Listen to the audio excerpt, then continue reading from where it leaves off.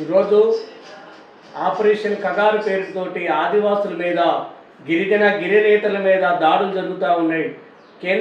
కేంద్ర రాష్ట్ర ప్రభుత్వాలు ఆ ప్రాంతంలో అనుసరిస్తున్న నిర్బంధం ఏమిటో అనేక మంది మేధావులు, కవులు, కళాకారులు, అనేక ప్రజలకు అర్థమవుతూ ఉంది. ఏం జరుగుతూ ఉన్నది? ఆదివాసులు నివసించే ప్రాంతంలో కర్రిగుట్టలు, అబుబుమ్మడి అడవులని చెప్పి అనేక అపారమైన ఖనిజ సంపద దాగి ఉంది.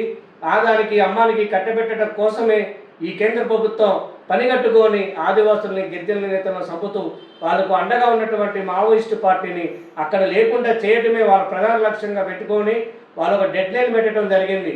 అనేక మందిని కనపడ్డ వాళ్ళని కాల్చివేయటం, దొరికిన వాళ్ళని ఊతకోతలు వేయటం, అనేక విధాలుగా చిత్రహింసలు పెట్టి దళాల రహస్యాలు చెప్పినంత వరకు వాళ్ళ తావురాలు కనుక్కోవటం, డ్రోన్ల ద్వారా, కెమెరాల ద్వారా అనేక నిర్బంధం అనుసరిస్తూ ఉన్నది.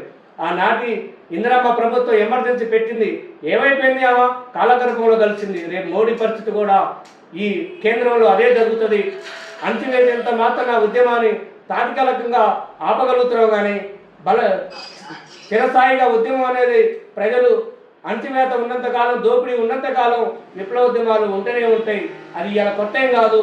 ఇలా ఎంతో మందిని లోపరుచుకొని వాళ్ళ ఆయుధాలు సిలిండర్ అయ్యారని చెప్పి 100 మంది 60 మంది వచ్చారు, 100 మంది వచ్చారని ముఖ్యమంత్రుల ముందు గొప్పగా చెప్పుకొని కప్పులు చెప్తున్నారు. వాళ్ళు కొద్దిమందిని ఒకవేళ వ్యక్తులు లోపరుచుకుంటారో, కానీ వ్యక్తిలో ఉన్నటువంటి ఈ వ్యవస్థలో ఉన్నటువంటి ఆలోచనని, ఆ కమ్యూనిజం, ఆ భావజాలను మాత్రం చరిత్రలో వాళ్ళు చంపారని చెప్పి ఈ సందర్భంగా కేంద్ర ప్రభుత్వాన్ని హెచ్చరిస్తా ఉన్నాం. కేంద్ర బలగాలు వెంటనే వెనక్కి తీసుకొని వెడలో అందరూ కలిసి ఈ భారతదేశంలో మరో 2 కవాతు చేయాల్సి వస్తుందని చెప్పి కేంద్ర ప్రభుత్వాన్ని హెచ్చరిస్తా ఉన్నాం.